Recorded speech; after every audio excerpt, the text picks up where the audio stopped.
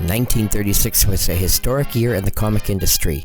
The number of comic publishers doubled from the year before, and they all seemed to agree on this new standard modern size format, with most having a standard 68 pages and a 10-cent cover price. Eastern Comics fell from first place to fourth for most prolific publisher of the year. A new wave of publisher and titles started to fill the newsstands with new monthly ongoing titles. Dell Comics was the year's biggest new publisher of the new comic book format. In February of 1936, Chicago Tribune Syndicate teamed up with Max Gaines, his assistant Sheldon Mayer, and George Delacorte, and created Popular Comics, featuring a huge amount of well-known characters, among them Dick Tracy, Terry and the Pirates, Gasoline Alley, Skippy, Mud and Jeff, Tailspin Tommy, Little Orphan Annie, and many more. The third and final try at comics, what would be what Delacorte needed to become a successful publisher. In fact, Dell Publishing Company would be one of the most successful comic publishers of all time. The title Popular Comics would last 145 issues, running until 1948. Popular Comics was first published by Dell in February of 1936, an anthology of previously published newspaper strips, but still one of the most important comics of all time, as it launched Dell Comics as a big comic book publisher, and they would eventually become the #1 publisher in the comic businesses. Dell Publishing were successful publishers of pulp magazines and had previously released one of the first comic books in 1929 called The Funnies. The reprints of newspaper comic strips published were mainly supplied by the Chicago Tribune Syndicate. Soon after launching, Dick Tracy made his first comic book appearance and would be a regular feature for quite a few issues. Other characters who appeared in its pages over the years are Don Winslow, the Gumps, and Tarzan. After a time, the comic branched out into using original characters and stories mixed in with the reprints. Original characters included Voice, the Invisible Detective, Professor Supermind and Son, Martin the Marvel Man, and Dr. Hormone. Towards the end of its Popular Comics run, they dropped the use of original material. #1 features the first comic book appearance of Dick Tracy and Don Winslow. Eventually, #6 would feature the first appearance of Scribbly. Many of these, however, in fact, did have their first appearance in the modern comic book format, all in this issue.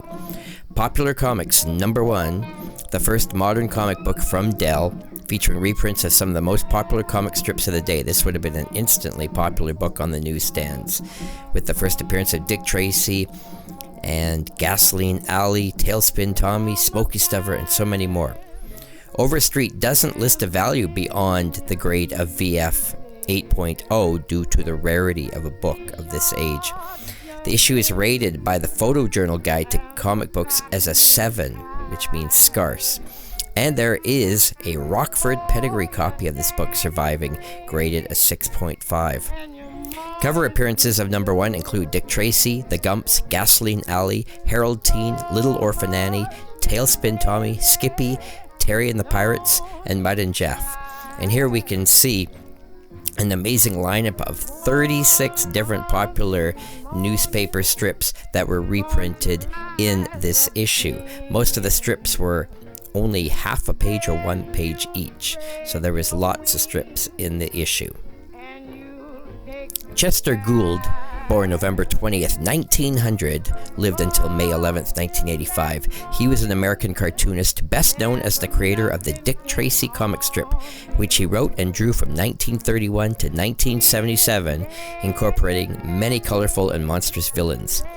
In 1931, Gould was hired as a cartoonist with the Chicago Tribune and introduced Dick Tracy in the newspaper, the Detroit Mirror, on October 4th, 1931.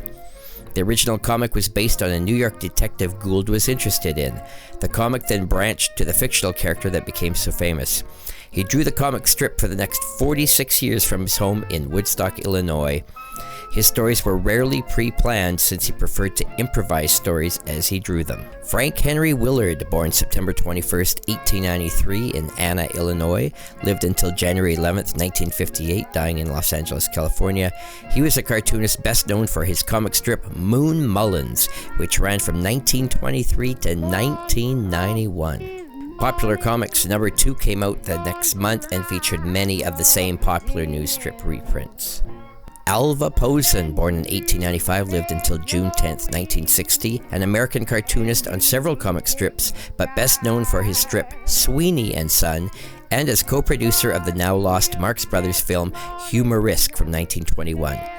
Sweeney and Son was a Sunday page which began in 1933, distributed by the Chicago Tribune New York News Syndicate, and continued for 25 years.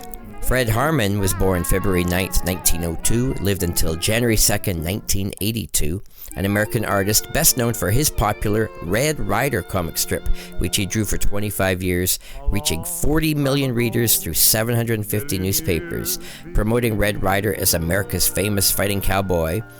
They began an intensive campaign of merchandise and licensing with a parade of comic books, Big Little books, novels, a serial film series, radio programs, commercial products, and clothing. Popular Comics number 3 featured many of the same characters coming back for reprints, but regular fellers debuted in this issue. Percy Lee Crosby, born December 8, 1891, lived until December 8, 1964, was an American author, illustrator, and cartoonist best known for his comic strip Skippy.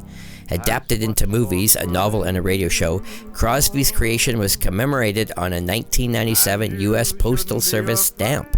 An inspiration for Charles Schulz's Peanuts, the strip is regarded by comic historian Maurice Horn as a classic. Following a full-page house ad in the March 15, 1923 issue of Life magazine, Skippy premiered and quickly became a success. It became a syndicated comic strip 2 years later, initially by Johnson Features, Central Press Association, and Editors Features Service, before publisher William Randolph Hearst signed Crosby to his King Features syndicate. King distributed its first daily Skippy on October 7, 1926, and its first Sunday on April 1st, 1929. Crosby retained the copyright, a rarity for strip artists of the time. The strip focused on Skippy Skinner, a young boy living in the city.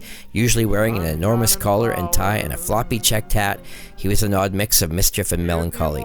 The popular strip at one point guaranteed Crosby $2,300 a week, an enormous sum at the time. Crosby published a Skippy novel and other books. There were Skippy dolls, toys, and comic books. The comic was adapted as the 1931 movie Skippy by Paramount Pictures. A hit, it won director Norman Taurog the Academy Award for Best Director and boosted the career of young star Jackie Cooper, who played the title role. From 1928 to 1937, Crosby produced 3,600 Skippy strips. Frank Oscar King, born April 9, 1883, lived until June 24, 1969, an American cartoonist best known for his comic strip Gasoline Alley. In addition to innovations with color and page design, King introduced real-time continuity in comic strips by showing his characters aging over the generations. Gasoline Alley is a comic strip created by Frank King and currently distributed by Tribune Media Services. First published on November 24, 1918, it is the second longest running comic strip in the U.S. of all time after the Katzenjammer Kids, and received critical accolades for its influential innovations. Popular Comics number 4 featured many of the most popular characters coming back for a return, but it was the first appearances of Major Strange and Tom Mix.